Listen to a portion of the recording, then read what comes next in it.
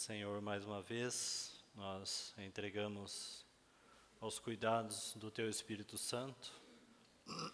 Te pedimos que, mais uma vez, guarde a Tua Palavra, guarde também este lugar, esse ambiente, que os nossos corações estejam disponíveis, ó Senhor, e nossa mente atenta para ouvir, ó Senhor, a Tua Palavra. Nos colocamos mais uma vez na dependência do Teu Espírito Santo, para que assim, na medida que vamos meditando na Palavra do Senhor, o Senhor mesmo seja honrado por meio do acolhimento, da obediência, que o Teu nome seja glorificado e que Teu nome seja de fato honrado no nosso meio. Na medida que ouvimos a Tua Palavra, na medida que guardamos a Tua Palavra, o Teu nome possa ser glorificado. Lance, ó Espírito Santo, por terra toda a rebeldia, todo o espírito que se opõe à Tua Palavra, para que não haja, ó Senhor, no meio de nós nenhum sentimento que se opõe a Ti e à Tua Palavra. Que possamos nos atentar à Tua vontade e conhecer a Tua mente. É o que nós te pedimos para essa hora, para esse tempo de meditação na Tua Palavra. Nós dependemos, ó Senhor, de Ti e entregamos nas Tuas mãos.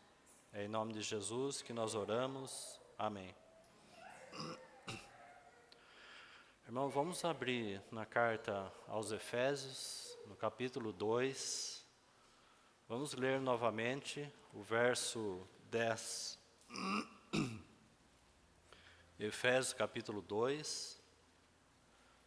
Vamos ler aí o verso 10.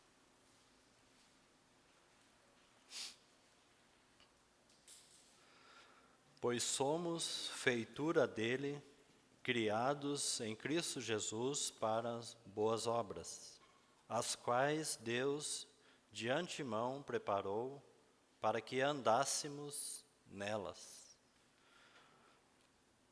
No capítulo 3, a partir do verso 8 até o 11.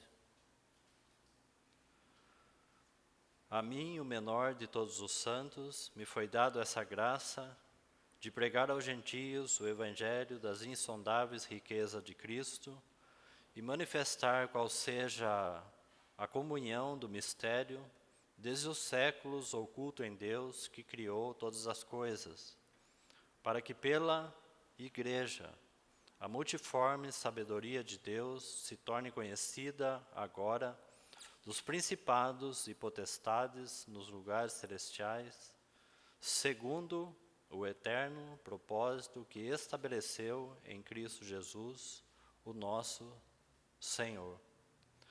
Quero destacar ainda o verso 10, novamente.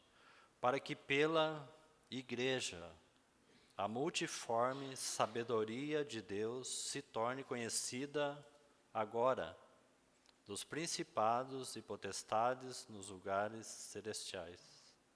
Capítulo 4, versos de 1 a 3. Rogo-vos, pois eu, o prisioneiro no Senhor, que andeis de modo digno da vocação a que fostes chamados, com toda a humildade e mansidão, longanimidade, suportando-vos uns aos outros em amor, esforçando-vos diligentemente por preservar a unidade do Espírito no vínculo da paz. Irmãos, nós vamos retomar então o assunto que temos partilhado, depois de gastarmos aí um longo tempo falando a respeito da nossa vida e a vida de frutificação. Nós falamos isso dentro do tema principal, que é o propósito de Deus, foi esse o tema principal, o propósito de Deus e suas implicações. O que isso significa? O propósito de Deus nos aspectos práticos da vida de comunhão, especificamente de uma assembleia. Porque nós queremos ser o mais prático possível. E para sermos o mais prático possível, nós temos que tocar a vida local e a experiência local, uns com os outros, em uma assembleia. Porque senão nós vamos viver, à luz da palavra de Deus, de fantasia. E nós não nos reunimos para ter fantasia. Nós nos reunimos para ter a experiência do Senhor. Porque nós não conseguimos manter essa experiência com aquilo que é o corpo de Cristo no mundo inteiro, nem mesmo no Brasil inteiro. Isso seria impossível. Então, quando nós não compreendemos isso, nós começamos a viver apenas de ilusão. E nós começamos a viver apenas no conhecimento da palavra, sem nenhuma experiência dela. Porque a experiência do propósito de Deus, ela virá na vida de comunhão local. É claro que da parte de Deus, Ele está cumprindo todo o seu plano eterno com toda a igreja de Deus. Mas a nossa experiência, a experiência da noiva, a experiência do corpo de Cristo. E aqui cabe já uma pergunta já de início. Irmãos, qual é a nossa realidade a respeito da vida do corpo de Cristo? Não é o quanto você sabe da doutrina sobre o corpo de Cristo, mas é o quanto o corpo de Cristo é real. Então isso faz toda a diferença. É a mesma coisa que nós sermos conhecedores, por exemplo, da doutrina da cruz e não termos nenhuma experiência do caminho da cruz. Conhecedores da doutrina, mas não tomamos a cruz e não seguimos o Senhor. Não tomamos a nossa cruz e seguimos o Senhor. Então somos conhecedores de um ensinamento sem nenhuma experiência, sem nenhuma realidade. O fato que o propósito de Deus e suas implicações ocorrem na vida e na experiência local. Claro que então o Senhor vai dando suas experiências em todas as suas localidades, ou as suas igrejas, que estão em todos os lugares. Porque o Senhor está falando em todos os lugares. Aonde estiver a palavra do Senhor, aonde o Espírito Santo colocou o seu selo ali, aonde o Senhor estabeleceu a sua mesa, a mesa do Senhor, fundamentada nos fundamentos da palavra de Deus. Não simplesmente uma mesa posta. A mesa mostra ou manifesta os fundamentos da palavra de Deus. Então, onde a mesa é posta sobre os fundamentos da palavra de Deus, da obra de Cristo, da pessoa de Cristo, então o Espírito Santo coloca um selo ali. E ali, então, o Senhor pode encontrar o seu lugar. E ali está, então, mais uma assembleia do Senhor. Suas igrejas. São igrejas do Senhor.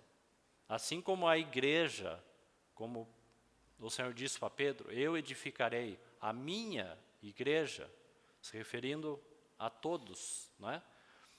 As assembleias, elas também são do Senhor. As localidades não são nossas, elas também são do Senhor. Pertence a Ele. Elas são dele. E é por meio da igreja, como nós lemos aí, é por meio da igreja, não é por outro meio. Então, quanto nós temos tido de realidade espiritual do corpo de Cristo? Eu vou repetir de novo. Não é o quanto nós nos tornamos conhecedores da doutrina do corpo de Cristo. Porque é na experiência da vida de comunhão que essa resposta será dada, e não na teoria. O capítulo 4, 1, 2 e 3 já deu um caminho, porque esse capítulo 4, do versículo 1 a 3, é o início daquilo que seria as boas obras, das quais Deus de antemão preparou. Porque foi aí que nós paramos. Partimos desse versículo base para falar do propósito de Deus e suas implicações. E por que nós fomos parar no assunto das obras? Porque nós só fizemos aqui um contraste, né? Ou uma comparação. Segundo o eterno propósito de Deus. O eterno propósito de Deus. O que isso significa? Segundo a, não as. Segundo a obra, no singular, a obra de Deus, feita em Cristo Jesus. Então, nesse sentido, não são as, não são os propósitos. Não são os propósitos para as suas assembleias, não são os propósitos para nossas vidas. É o eterno propósito de Deus. Então, nós colocamos isso de outra forma para falar da mesma coisa. A obra de Deus é uma só. E dentro da obra de Deus, nós temos os feitos de Deus, certo? Dentro do propósito de Deus, nós temos os propósitos de Deus. Para a vida dos indivíduos, para a vida das suas assembleias, né? Então, a obra de Deus, e dentro dela, se nós sairmos fora disso, vamos nos perder, porque perdemos o foco e propósito e realização de Deus, tanto para a vida dos indivíduos, como para as suas assembleias. Precisamos nos ver dentro do propósito de Deus. Precisamos nos ver dentro da obra de Deus. Então, por isso que nós seguimos falando, então, aí sim, das obras. Pois somos feitura dele, poema, uma obra-prima. Então, nós olhamos para aquele verso, ali o verso 10 do capítulo 2, e encontramos ali já de início, o quê? Um poema feito por ele. Poema. Então, a noiva é o seu poema. E ali é dito que nós fomos criados em Cristo Jesus para as boas obras, as quais Deus de antemão preparou. Então, essa palavra agora é importante. Andássemos. Então, do que adianta, irmãos, compreendermos qual é o propósito de Deus? De que adianta termos a visão celestial? Se o capítulo 4, verso 1, 2 e 3 não passa a ser uma experiência para nós, então de que adianta a visão? Do que adianta compreender o propósito eterno de Deus, a obra de Deus? Então, o capítulo 4 é o caminho em que nós devemos andar. Ele não é um caminho opcional, ele é um caminho que devemos andar. E ele é seguro porque Efésios 2:10 está dizendo que este caminho foi feito por ele e não por nós.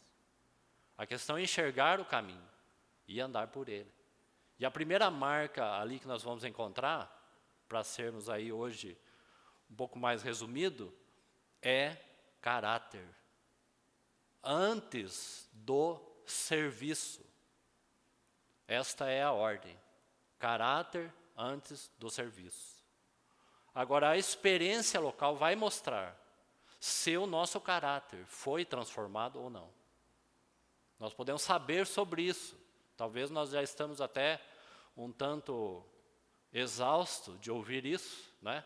Vida vem primeiro e serviço vem depois. Caráter vem primeiro, serviço vem depois. Sim, e aí? Como está o nosso caráter na vida e na experiência uns com os outros?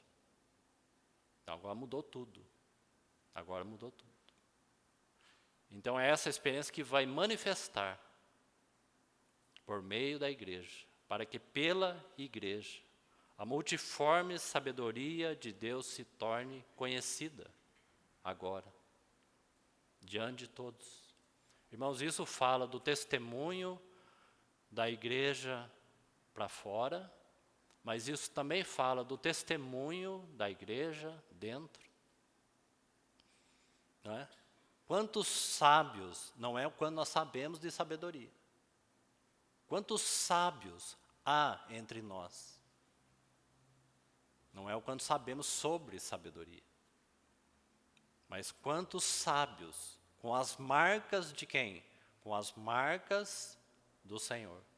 Com as marcas de Cristo. Quantas assembleias possuem esta sabedoria? Que levam as mesmas marcas do sábio, ou cabeça. Então essas coisas, elas são aplicadas e elas são práticas. Então no capítulo 2, verso 10, ele vai fazer uma ponte com o capítulo 4 dessa carta, o versículo de 1 a 3 que nós lemos hoje. Porque ali ele vai falar de preservar a unidade do Espírito Santo, que todos nós já temos por causa da obra de Cristo e aquilo que o Espírito Santo fez, ou o Espírito Santo que veio habitar em nós. Então todos aqueles que creem em Cristo pertencem a esta unidade do Espírito Santo. Ela não é nossa unidade. Então uma assembleia, ela deve preservar, não produzir, porque nós já temos unidade. Porque nós já temos o Espírito Santo. Agora o Senhor nos chama para preservar a unidade. A unidade do Espírito. No vínculo da paz. No vínculo da paz. Na medida que nosso caráter vai sendo aperfeiçoado, mudado, transformado. Quando nós iniciamos esse assunto, eu deixei algo para os irmãos como uma linha principal aí, a respeito tanto da vida como do serviço, se é que os irmãos estão lembrados. Como nós somos obra das suas mãos, nós somos obra das suas mãos, certo? Poema. Então vamos colocar 3 coisas aí. Primeiro, cada um de nós como indivíduo é obra dele, certo? Porque nós individualmente fomos criados por ele. Ele é o nosso criador. Esse é o primeiro ponto. Porque nós não podemos deixar de lado nenhum desses 3 que eu vou citar. Porque a nossa vida pessoal, como criaturas de Deus, habitada pelo Espírito Santo, nascemos de novo, temos uma nova vida, mas fomos criados por Deus, não é? Responde ao Senhor, junto com os irmãos, individualmente. Porque somos obra das suas mãos, como indivíduo. Cada um responderá ao Senhor. Como foi lido hoje aqui, o texto de Apocalipse, o Senhor irá retribuir ou distribuir galardões segundo o quê? Segundo as suas obras.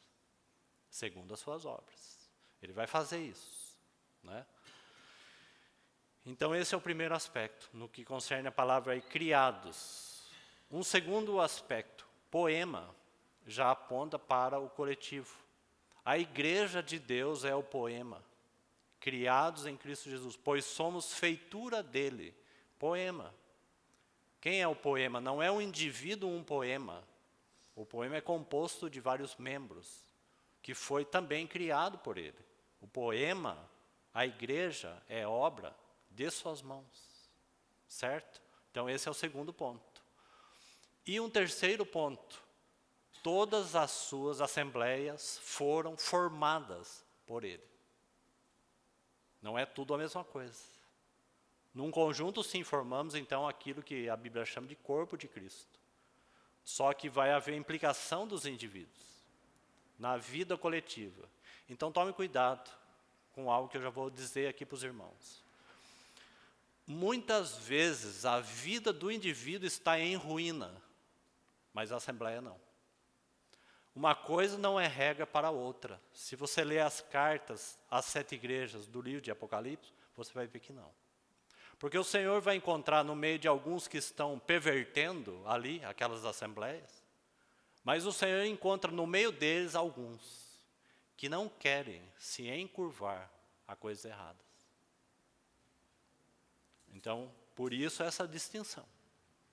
Indivíduos criados, a igreja como poema de Deus, corpo de Cristo, sua noiva, né? E suas assembleias, formadas por Ele. Como nós falamos, onde está o selo? Fundamentado no fundamento da palavra de Deus, onde a mesa é posta. Não é porque tem grupos reunidos, ou juntos em qualquer lugar, ou qualquer outro nome, qualquer coisa, que ali existe o selo do Senhor. Nem sempre. O selo do Senhor vem quando a mesa é posta, mesa que está fundamentada nos fundamentos da pessoa e da obra e do sacrifício de Cristo. Caso contrário, é mesa de outra coisa. Em 1 Coríntios nós vamos encontrar Paulo falando da mesa dos demônios. Porque não está fundamentado na pessoa e na obra de Cristo, na palavra de Deus. Então é assim que o Senhor estabelece suas assembleias, as igrejas do Senhor, nesses dias. Então essas três coisas nós temos que manter. Porque existem aspectos que têm implicação pessoal daqueles que foram criados pelo Senhor. Né? Então que o Senhor nos ajude a seguir a partir daí. E nesse verso 10 nós dividimos então de duas formas aí. Se os irmãos puderem olhar novamente, capítulo 2, verso 10. Já que esse verso 10, ele fala aí de uma vida da parte do Senhor de realização. Então, o fato do Senhor nos dar vida, no verso 1, por exemplo, não resume o propósito de Deus. O fato dele nos tirar da condenação não faz disto o propósito de Deus, e isso nem está no centro da obra de Deus. Mas ele fez isso. Verso 1. Ele nos deu vida, estando nós mortos em nossos delitos e pecados. No capítulo 4, capítulo 2, verso 4, em diante, você vai ver que nós temos uma vida aí de ressurreição, mas mais do que isso. Verso 6, e juntamente com ele nos ressuscitou e nos fez, veja essa palavra aqui, assentar. Assentar. O que isso significa? Trono. Trono. Então veja, mas isso também não é o propósito de Deus. Isso não é o foco ainda de Deus. Ele fará isso. Né? No que concerne aos 12 apóstolos, eles ocuparão tronos para julgar as 12 tribos de Israel. Então, o Senhor nos livrou da condenação, nos deu sua vida. O Senhor nos fez ressuscitar juntamente com Ele e nos fez assentar, trono, vida do quê? Vida de reinado. Então você tem aqui vida de ressurreição, morte, sepultamento, ressurreição. Você tem vida de reinado, mas ainda assim, dessas duas coisas, há uma que nós encontramos a realização, como que o propósito para o qual Deus nos chamou. Então Ele nos chamou apenas para nos livrar da condenação do inferno. Ele não nos chamou nem mesmo só para assentar em tronos. Ele nos chamou, então preste atenção nisso. Porque isso fala de realização. Dele, por um lado, por outro lado, nós. E se nós não encontrarmos isso, queridos irmãos, nós andaremos o resto da nossa vida cristã insatisfeito. Nós precisamos encontrar nele a mesma realização que ele está buscando na sua igreja, na sua noiva. Vida de realização, poema. É o principal poema. Então, quando ele completa esse poema, ele está satisfeito. Está realizado. Quando ele encontra sua noiva gloriosa, sem ruga, sem mácula, santa e sem defeito, o que acontece com ele, com o noivo? Satisfação. Quando ele olha para ela, a sua igreja, e vê as suas marcas pela cruz, o que acontece no coração dele? Satisfação. Porque ela está tornando semelhante a ele.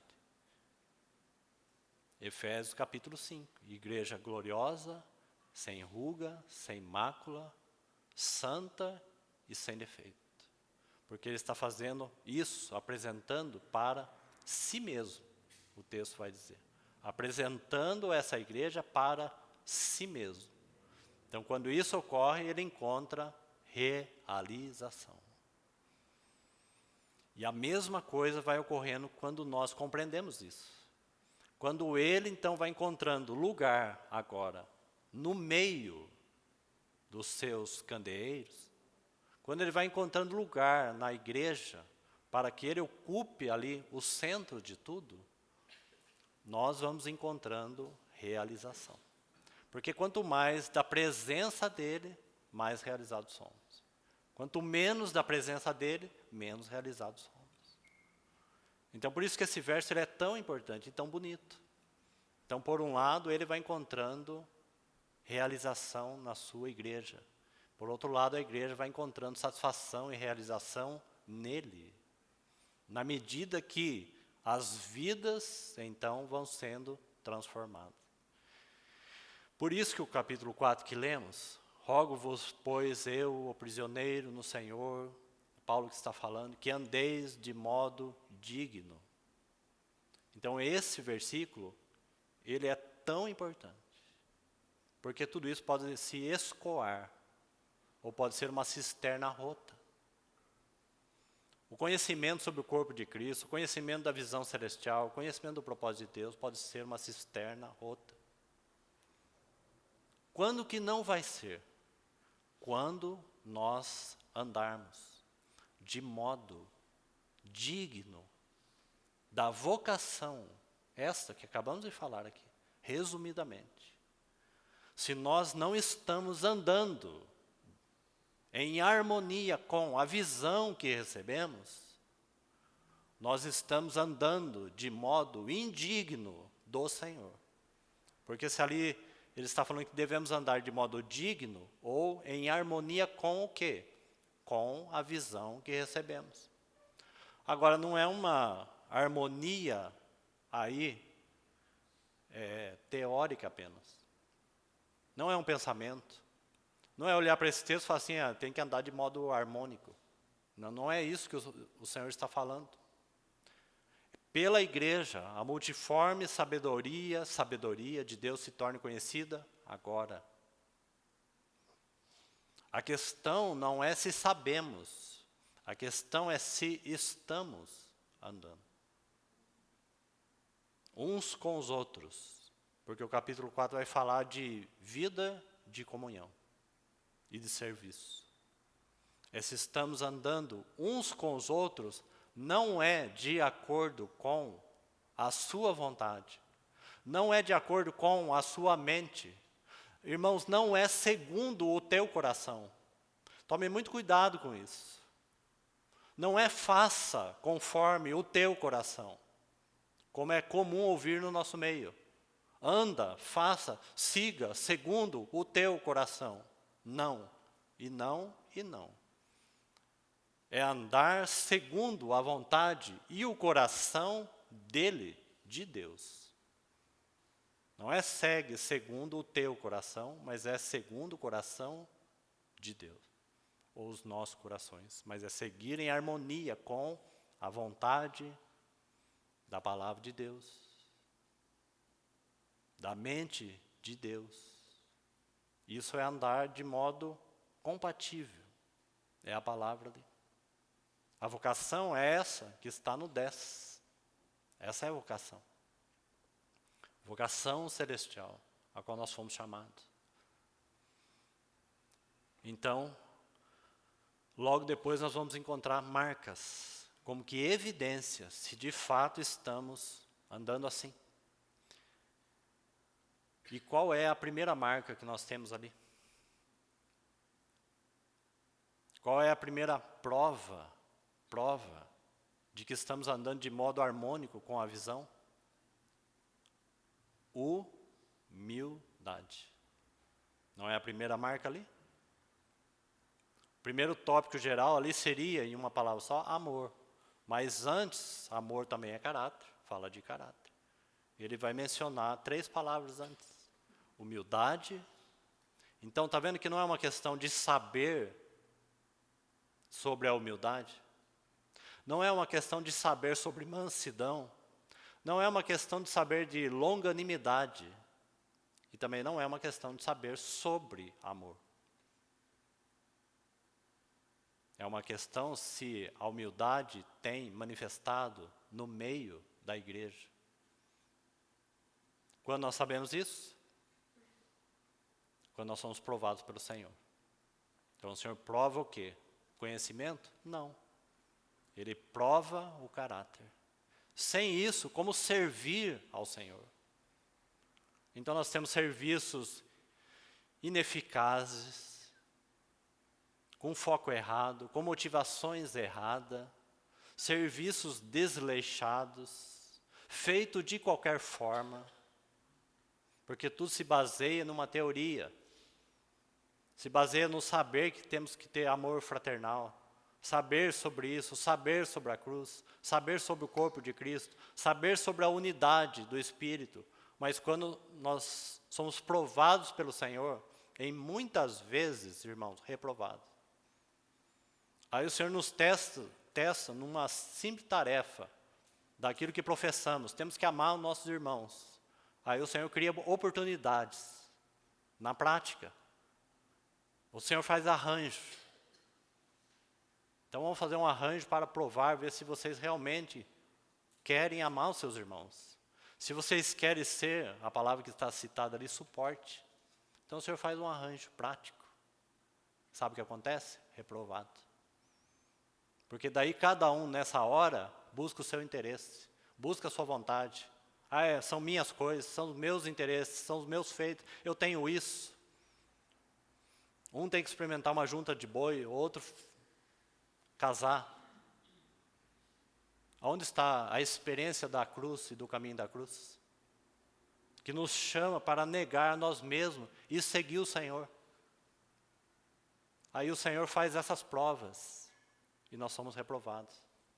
Porque cada um vai considerar o seu interesse, sua casa, seu dia e por aí vai. A lista é imensa. Cada um pode levar diante do Senhor. Em quantas vezes o Senhor proporcionou circunstância e nós fomos reprovados. Quanto serviço deveria ser feito com maestria e nós fazemos de qualquer forma. Porque não há interesse de servir ao Senhor. Então aqui entra essa linha que eu deixei quando nós começamos esse assunto de obras. Que as obras de Deus manifestam, e nós lemos vários textos. As obras de Deus, Salmo 111, por exemplo. As obras de Deus manifestam o quê? Todas as obras. Manifestam o quê? Seu caráter. As suas obras estão cheias das suas ternas misericórdias. Todas as suas obras. E nós somos o quê? Obra das suas mãos. E por causa do pecado, o Senhor está trabalhando isso intensamente pelo Espírito Santo. Para que esta obra das suas mãos, criaturas das suas mãos, manifestem também. Irmãos, isso é primazia. Isso não é secundário, os irmãos compreenderam? É por isso que o caráter vem primeiro. É por isso que o primeiro sermão do Senhor Jesus é as bem-aventuranças. É o primeiro sermão, ensino e vida. Por quê? É aleatório. Não é aleatório. Porque as bem-aventuranças falam do quê? Caráter. Caráter. Então, irmãos, as obras das suas mãos devem, pelo trabalho da cruz, então estamos falando das nossas vidas, pelo trabalho da cruz, se experimentado, deve produzir em nós marcas de caráter, em primeiro lugar. Esse foi o primeiro ponto. E o segundo ponto, quando isso vai ocorrendo, é da vontade do Senhor que todo o serviço agora, aconteça o quê? Se torne em uma adoração. Adoração. Essas duas coisas nós citamos. Se não há evidência do caráter, é óbvio que o serviço não é adoração. E o serviço, então, é manifestado de qualquer forma, sem zelo, sem primazia.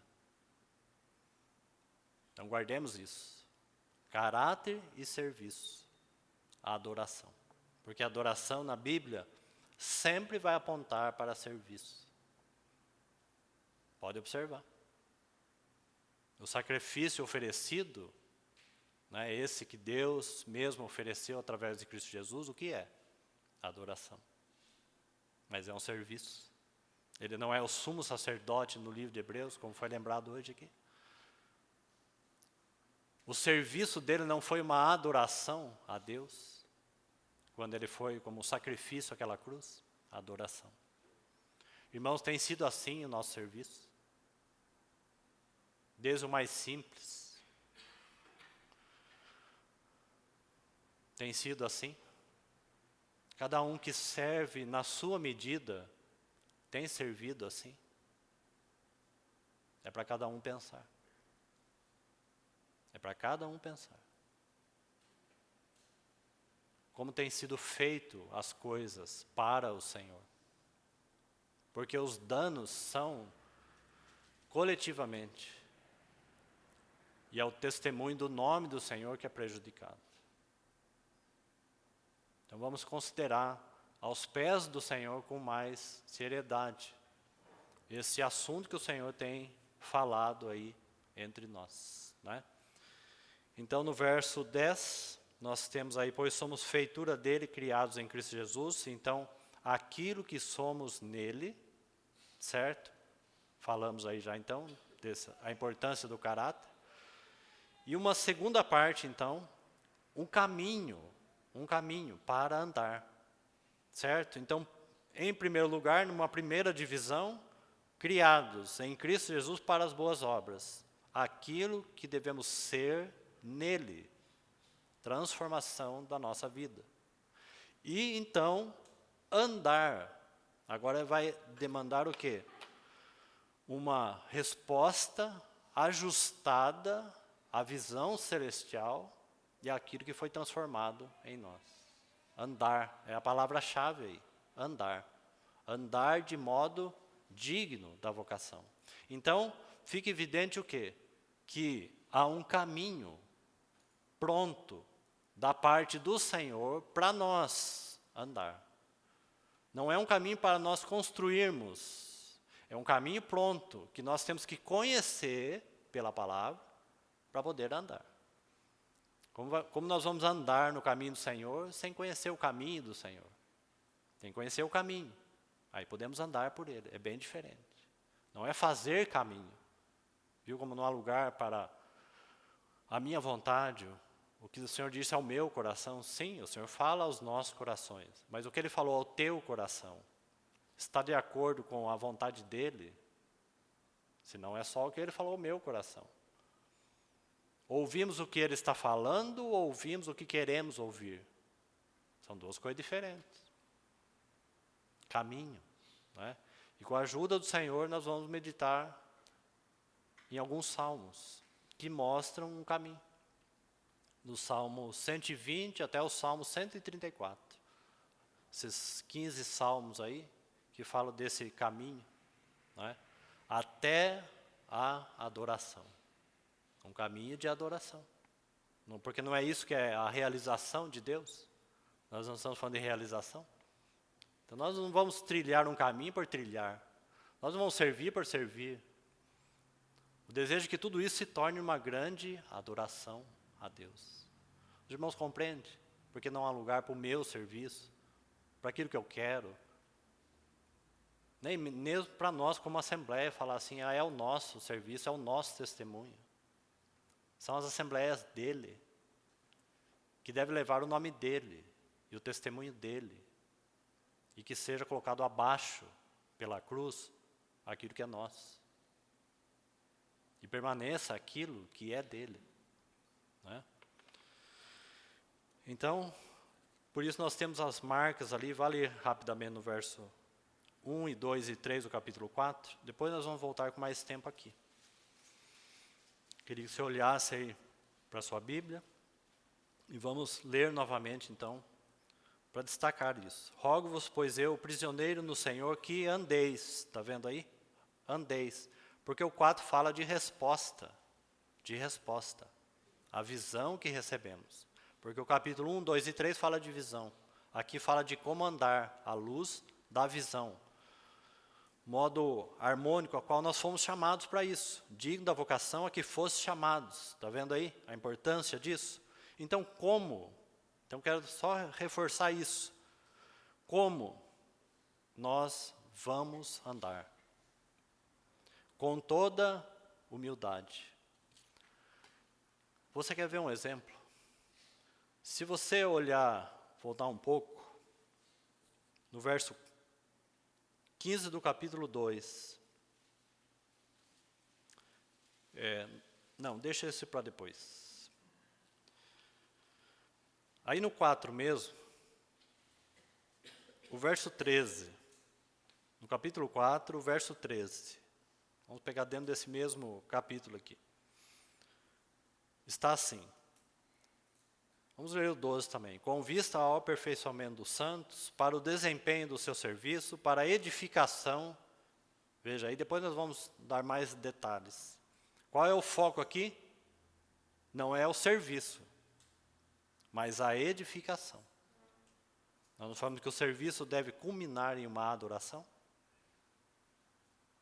Então, qual é a motivação, irmãos e irmãs? Você vê como nós precisamos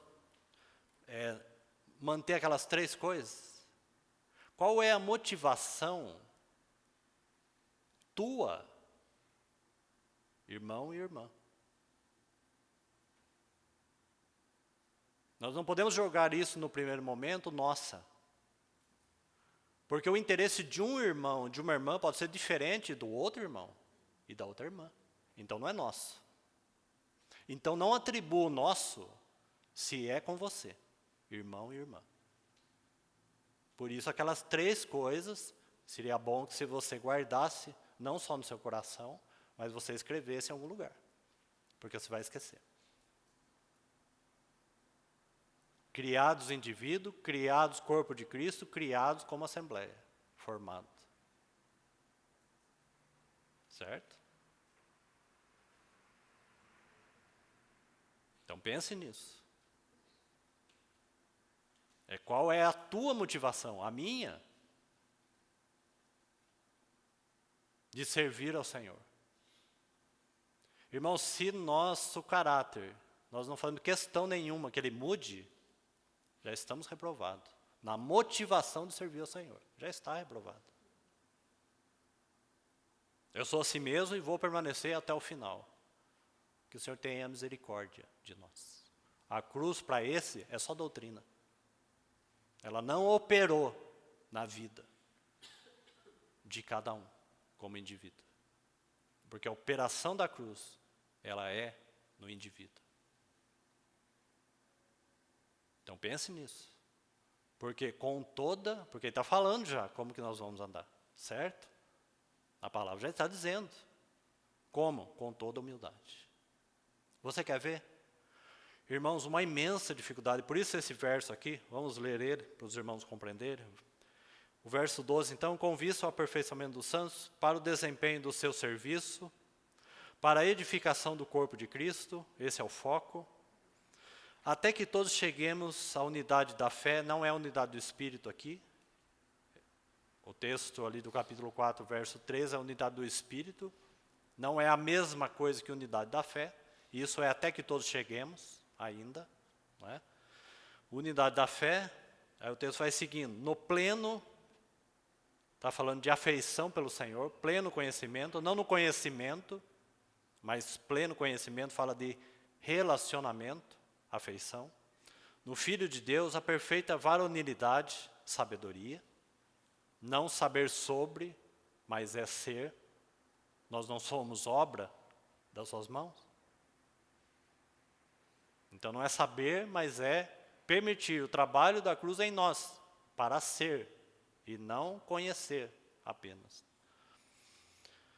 à medida da estatura da plenitude de Cristo. O verso 14, para que não mais sejamos como, está aqui a palavra, meninos, porque ele está falando de caráter. A questão é, nosso caráter é como? De menino? Você quer ver? Uma maneira simples de compreender essas coisas, porque nós vamos tratar nas questões aplicadas. Porque o tema é o propósito de Deus e suas implicações. Aonde? Na vida local. E claro, o Espírito Santo também está aplicando em todo o corpo de Cristo.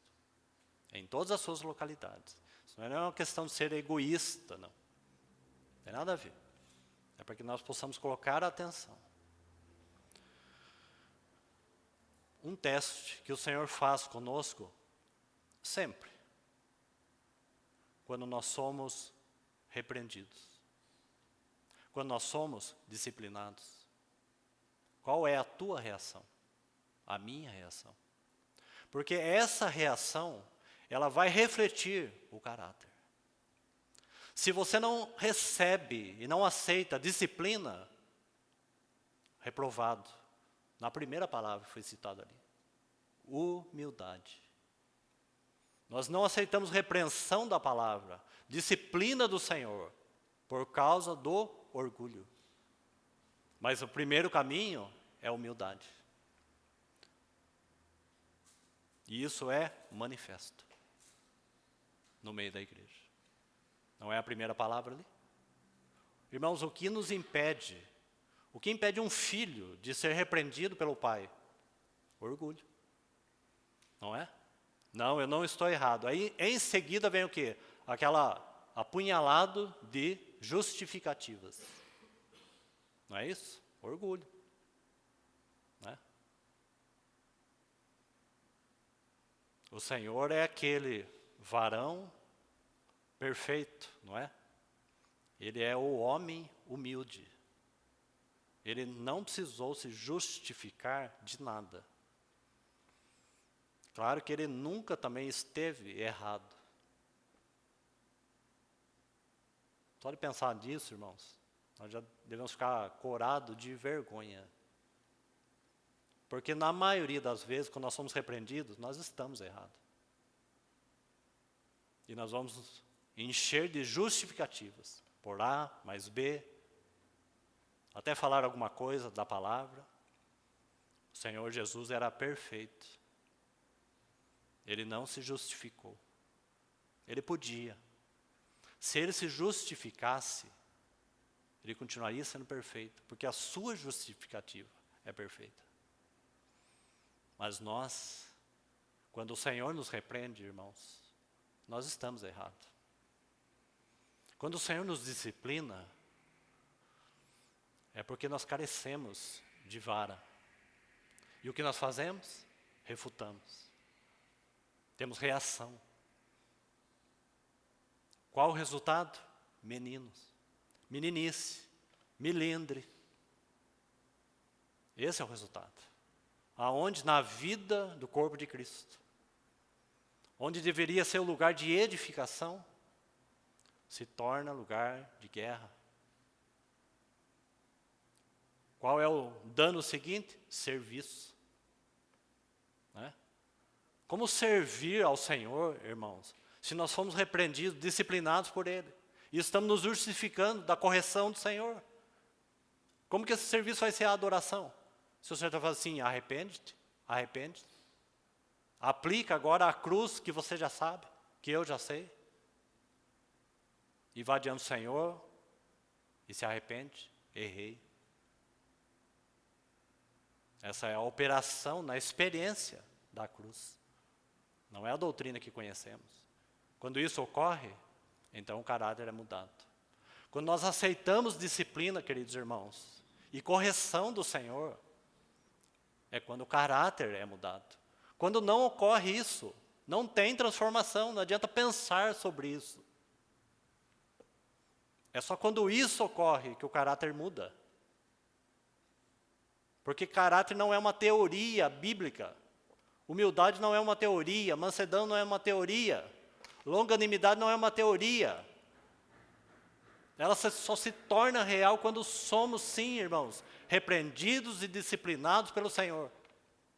Se você ama a palavra do Senhor e gosta de ler sua Bíblia, veja o que mais você vai encontrar na palavra. Se não é repreensão, não é? Aí a pergunta é por quê? A resposta é simples. Porque nós somos homens caídos. Mente distorcida, vontade contrária do Senhor, pensamentos diferentes. É por isso que a Bíblia tem mais repreensão do que outra coisa. Porque o Espírito Santo está lidando com homens afetados pelo pecado. Cheio de orgulho, cheio de soberba, sem mansidão nenhuma. Não é? Basta um olhar diferente e nós já perdemos a mansidão. Caráter. Caráter. Então que o Senhor nos ajude muito nisso. Então teremos serviços adequados. Adoração ao Senhor.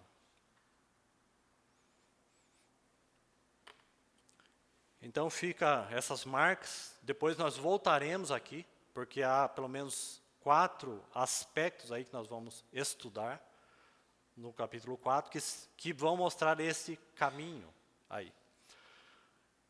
Antes de fazermos isso, então, eu quero mostrar para os irmãos, dentro daquelas 3 coisas que nós já citamos, essa questão das assembleias do Senhor. Porque essa carta está sendo endereçada para uma assembleia chamada Éfeso. Então a palavra que nós lemos aí no verso 10, capítulo 3, verso 10, que está assim: para que pela igreja, a palavra igreja aí, ela é assembleia. É a melhor palavra aí. Se você quiser anotar aí.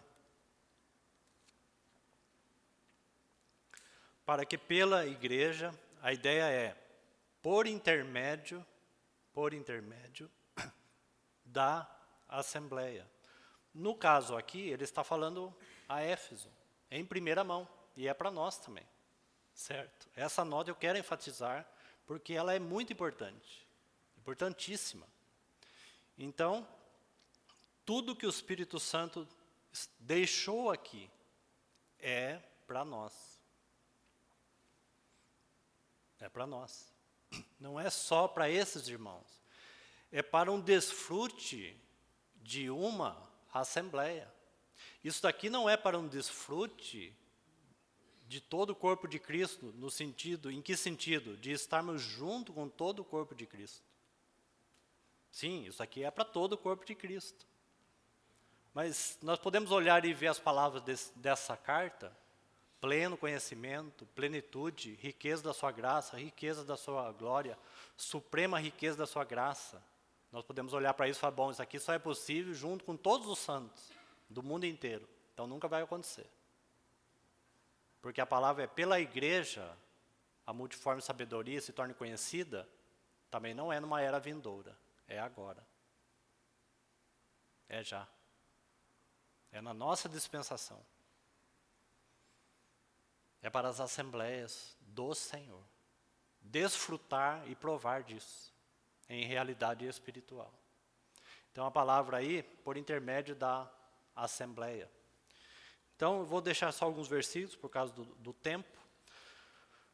Abra comigo o Salmo 11. E nós vamos seguir então, trazendo isso primeiro, já examinando o segundo aspecto do versículo 10. Caminho. Porque há um caminho para andar. Se você abrir Salmo 111, o versículo 1, e depois o Salmo 149.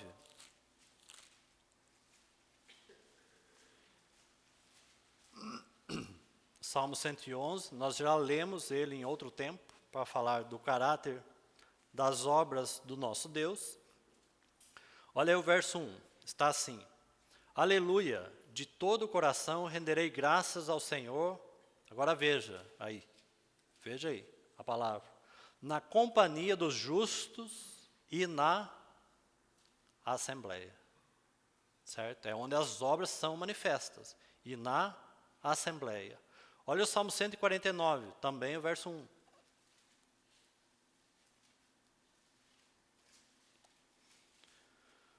Está assim: aleluia, cantai ao Senhor um novo cântico, e o seu louvor, veja aí, e o seu louvor, onde? Na Assembleia dos Santos. Não é interessante?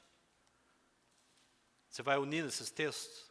Porque, por um lado, são as suas assembleias, certo? São as igrejas de Deus, não é a nossa igreja, não é a igreja de fulano, igreja de ciclano. São as igrejas do Senhor. Por outro lado, por causa da realidade da vida de união com o Senhor, esse salmo coloca de uma outra maneira. Veja aí, porque ele está falando do quê? De louvor, de adoração, não é? Aleluia, cantai ao Senhor um novo cântico. E o seu louvor, aonde? Na assembleia de quem? Dos santos. Não é bonito? Aquilo que é dele é nosso. É propriedade dos santos. Abrem Isaías, capítulo 4. Isaías, capítulo 4. Olha o verso 5.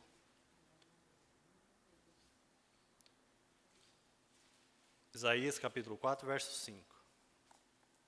Está assim: criará, olha essa palavra, criará o Senhor sobre todo, e depois nós vamos ver mais detalhes, não hoje. Na medida que nós meditarmos nesses salmos, que eu havia falado para os irmãos, do 120 ao 133, hoje nós estamos só lançando aqui uma base. Vai ficar bem mais claro essa questão aí, sobre as igrejas ou as assembleias do Senhor, onde o Senhor reivindicará, irmãos, de cada uma. Ele vai reivindicar de cada uma das assembleias. Por quê? Porque elas são criadas pelo Senhor, elas são do Senhor. Os irmãos estão atentos e acompanhando a relação? Assim o Senhor vai reivindicar, queridos irmãos, de cada um dos membros do corpo de Cristo. Para que a gente possa fazer uma aplicação mais correta possível. Assim como ele vai reivindicar as demandas para cada uma das suas assembleias, ele vai reivindicar de cada um dos membros das suas assembleias, para que ele obtenha o seu louvor, o testemunho do Senhor. Então veja que verso de Isaías tão lindo e tão precioso. E olha essa palavra aí que nós estamos buscando, assembleia. Então olha aí para a sua Bíblia de novo. Criará o Senhor sobre todo, veja que aqui a expressão é singular, sobre todo o Monte Sião. Não é?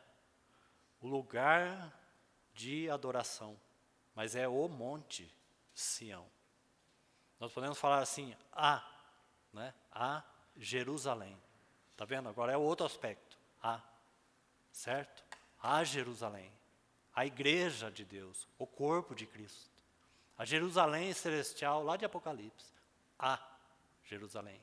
Que engloba tudo. Né? O Monte Sião. No Salmo nós vamos encontrar outra expressão. Os montes. No plural. Depois a figura, a geografia vai nos ajudar a compreender. Sobre todo o Monte Sião. Agora veja aí. E sobre todas as suas assembleias do Senhor. Como que uma proteção para cada uma delas.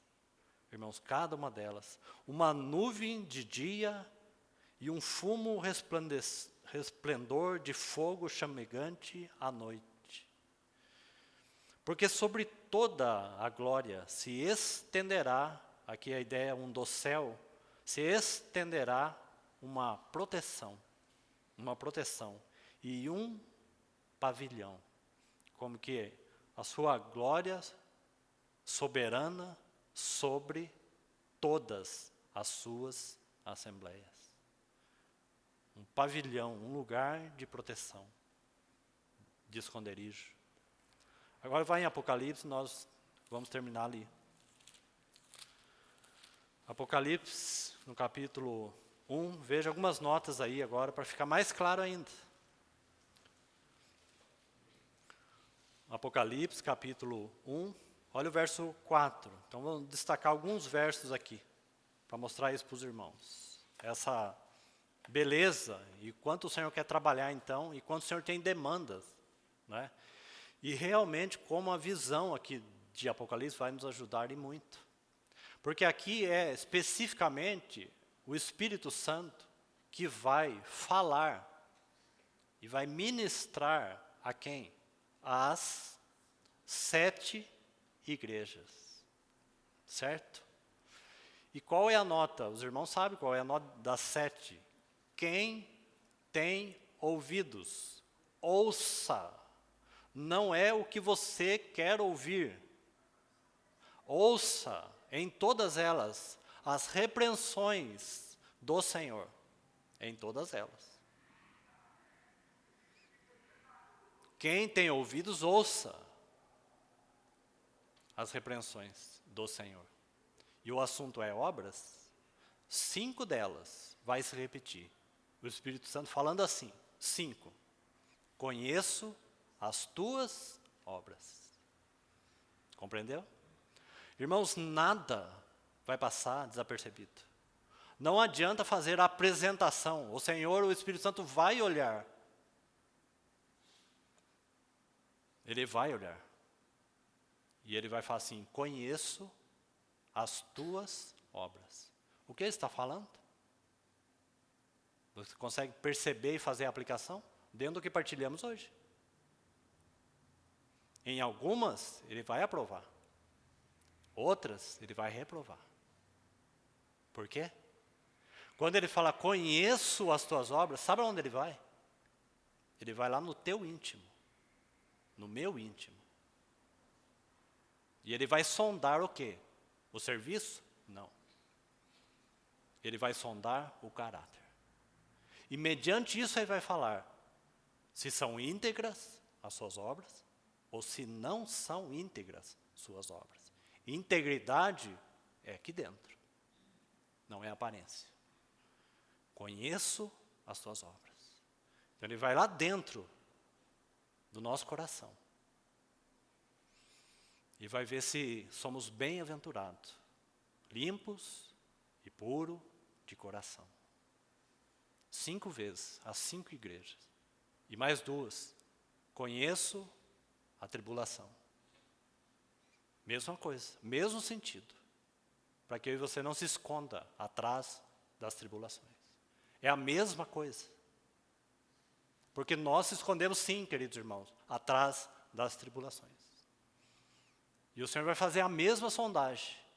Você está atribulado por quê? Por causa do Senhor ou por causa do teu pecado? O que perturba o teu coração? Aí ele vai lá dentro. E ele vai falar assim, essa tribulação é por causa do caráter não mudado. Porque senão, nós estaríamos glorificando ao Senhor e adorando nos dias de tribulação.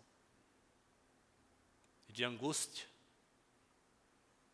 E de trevas. E nós usamos essa tribulação para nos esconder. Colocando como que escudo. Olha como eu estou. Então nós colocamos uma proteção. Mas não adianta. É o Espírito Santo que ministra às 7 igrejas.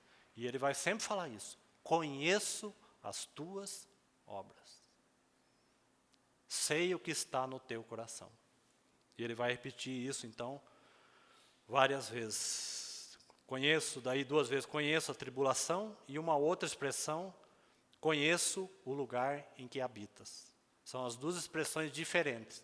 As outras 5, conheço as tuas obras. Conheço o lugar em que habitas. Sabe por quê? Você tem uma ideia por quê? Porque a essa igreja que ele fala, é Pérgamo, conheço o lugar em que habitas, havia o trono de Satanás, um templo de adoração ali. Porque nem isso nós podemos fugir. Como que falar assim, o Senhor não sabe os dias que nós estamos vivendo. Você está falando com aquele que acabou de falar que conheço as tuas obras. Nós falamos isso, sabe quem? Ao Criador de todas as coisas. O Criador do universo, o Criador de tudo. Nós falamos, Senhor, o Senhor não sabe o que eu estou passando. Irmão, se arrependa de falar assim. Põe a boca no pó e se arrependa de falar assim. Porque você perdeu a percepção com quem você fala ou com quem eu falo. Porque nós estamos falando com o Criador. Cadê o zelo? O Senhor não sabe, não tem ideia do que eu estou passando. Como não tem ideia?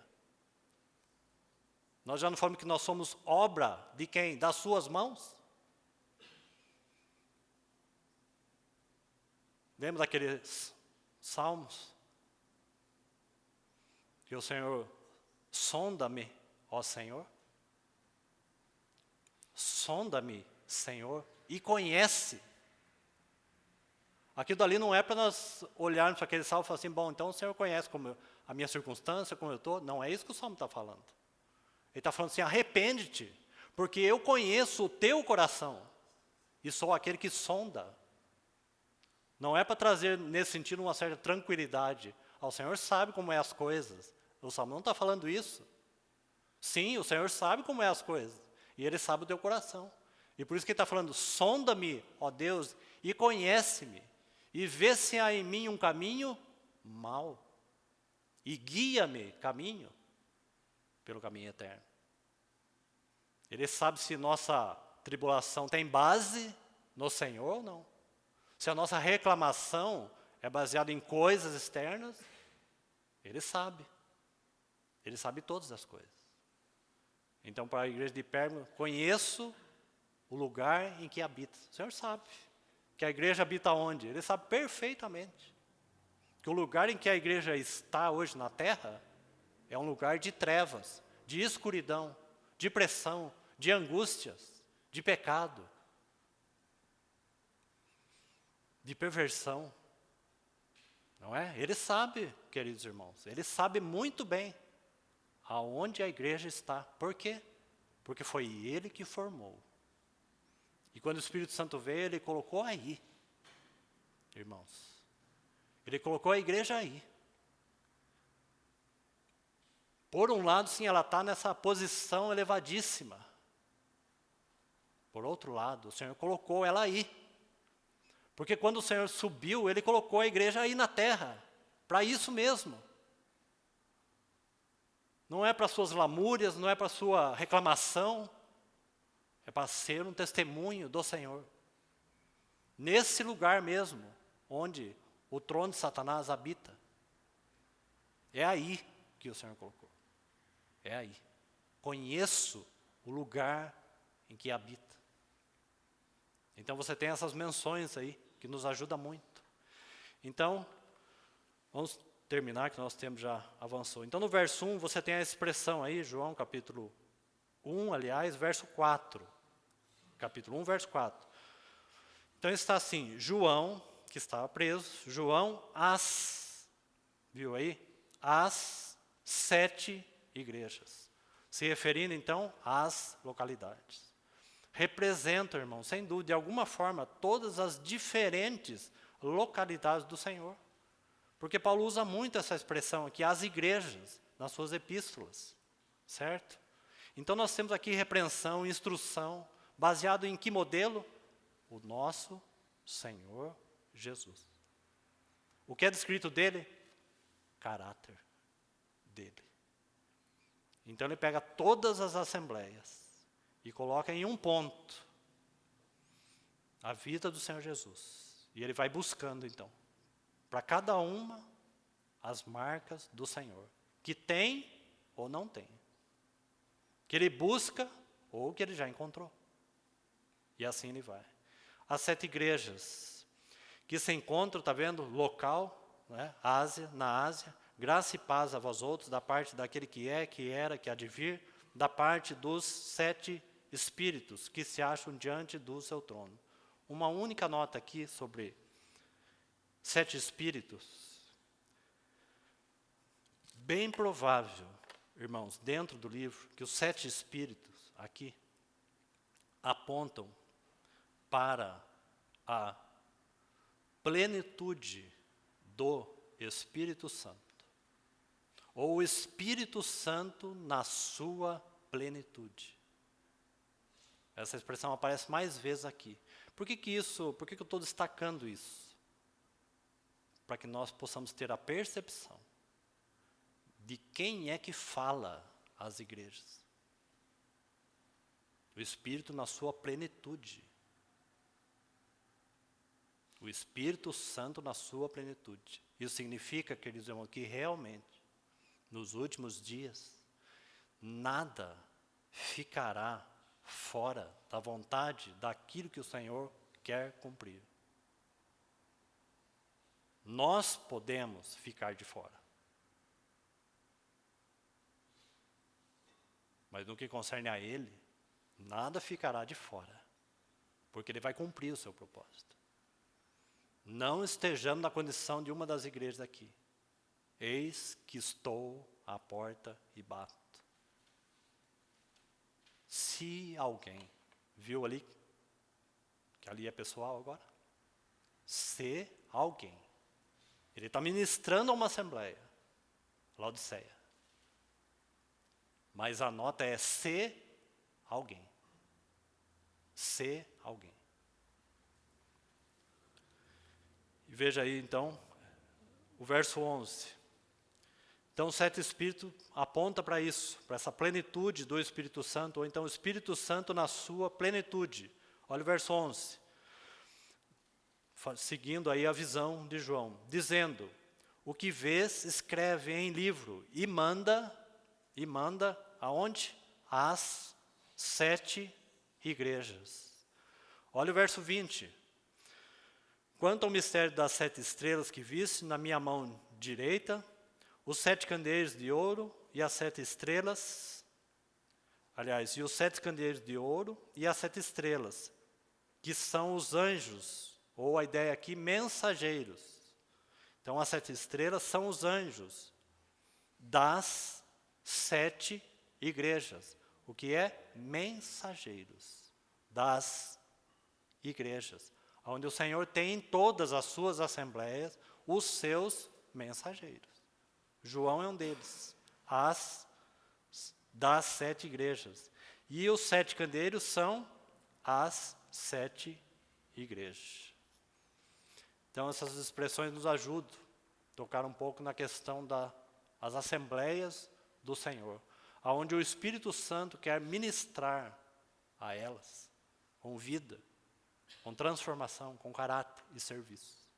Ele busca, ele sustenta. Onde estão esses mensageiros? Onde estão essas assembleias? Em suas mãos. Como que eu faço delas o que eu quero. E nós já sabemos o que o Espírito Santo quer. O molde e padrão da vida e caráter e serviço do Senhor Jesus.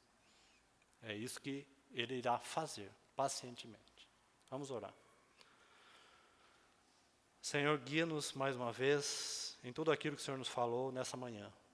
Te pedimos ao Teu Espírito que assim continue examinando os nossos corações. Encontre caminho dentro de nós, para que de fato então nossa vida, nosso serviço seja ajustado à luz da Tua visão, da vocação celestial que temos em Ti.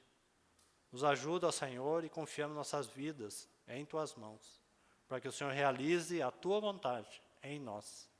Trabalhe profundamente em cada um dos membros e também coletivamente.